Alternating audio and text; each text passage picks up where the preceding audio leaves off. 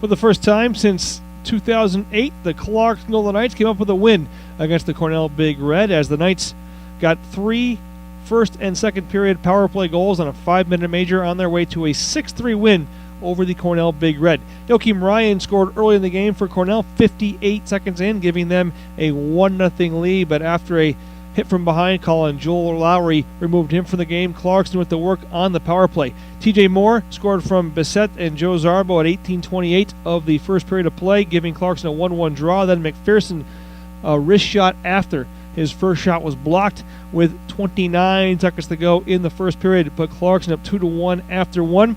The power play would carry over into period number 2, as would the Knights' offense. TJ Moore's third of the year, second of the game from Paul Geiger at 1:12, put Clarkson on top 3-1. The Big Red would battle back with a Nick D'Agostino goal at 7:40, making it a 3-2 game, but just a minute and 12 seconds after that goal, James Howden's second of the weekend, fourth of the year, a goal from McGinnity and TJ Moore, put Clarkson on top by the score of 4-2. Brian Ferland scored with a minute to go in the second period of play, making it a 4-3 game at the 2, but the Clarkson Golden Knights would shut things down this time after blowing a lead against Colgate on Friday night, as Jarrett Burton scored at 3:12 of the third period of play, his 8th of the year from Sexton and Boak, and then the Knights capped things off with a Will Frederick goal from Simone Bissett and Alex Boak, giving Clarkson a 6-3 win. Greg Lewis, 22 saves in the win for the Golden Knights, who improved their record now to 6-13-7. They are 5-6-3 in ECAC's play. They will host the Union Dutchmen and RPI Engineers this weekend at Clarkson's Chill Arena. Ladies and gentlemen, we're here with Jared Burton and TJ Moore. First question goes to TJ Moore. TJ, what were the challenges facing a team like Cornell tonight? Obviously a different style of team than Colgate last night. Could you talk about that a little bit? Yeah. It was a big win tonight. I thought they were a little bit more physical than Colgate, so we had to play a tougher game and make sure we stuck to the game plan. Outstanding with 9 goals on the weekend. TJ, what are the keys to producing so much offense? Are you getting more comfortable with your line mates? Could you talk a little bit about that?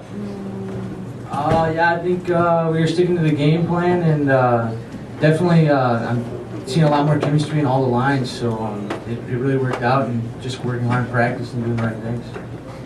Outstanding. Now, Jared, outstanding goal. Why don't you walk us through the goal? Do you practice that a lot?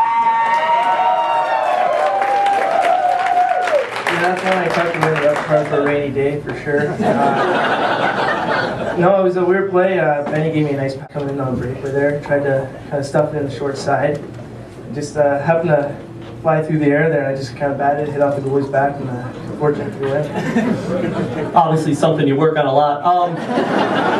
Sustaining pressure against Cornell, especially when we got down early. Could you talk a little bit about how we kept on working on offense and obviously not trying to give too many odd man breaks coming back the other way? Yeah, a big thing for us was sustaining the forecheck and making sure we're getting cutbacks in the O-zone, just trying to rag them as much as we could. They're a good, strong team, and that when they get opportunities, they'll bury them, so just had to keep playing strong. Outstanding. Thank you very much. TJ Moore and Jared Burton, thank you very much. Welcome back. We're here with Coach Casey Jones. Coach, could you talk a little bit about the team's overall execution against Cornell team? Obviously, again, very different than last night's Colgate team. Well, yeah, you go from a transition team to a team that they like to ride the pucks down low.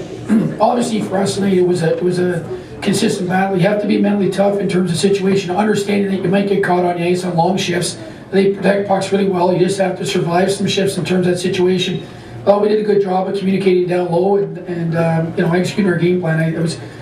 Our guys have worked really hard through this situation, and for us to get the reward of the victory tonight and sticking to the process, it was an important win for us tonight.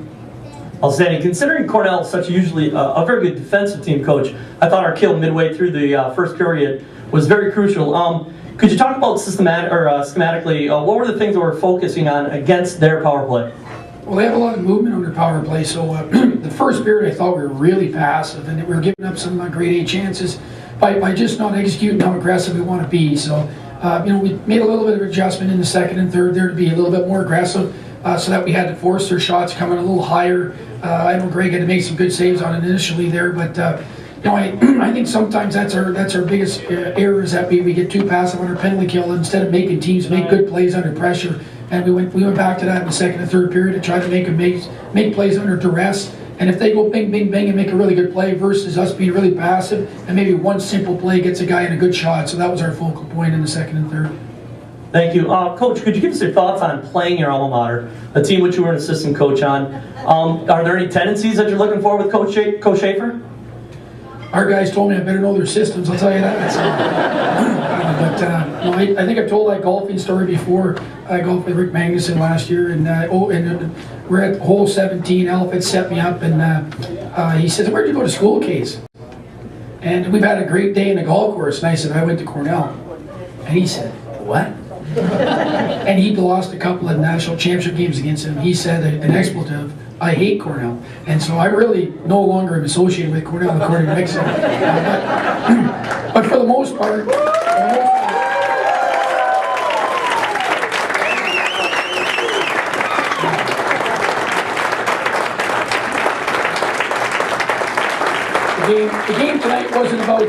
the game tonight wasn't about us, who we were playing.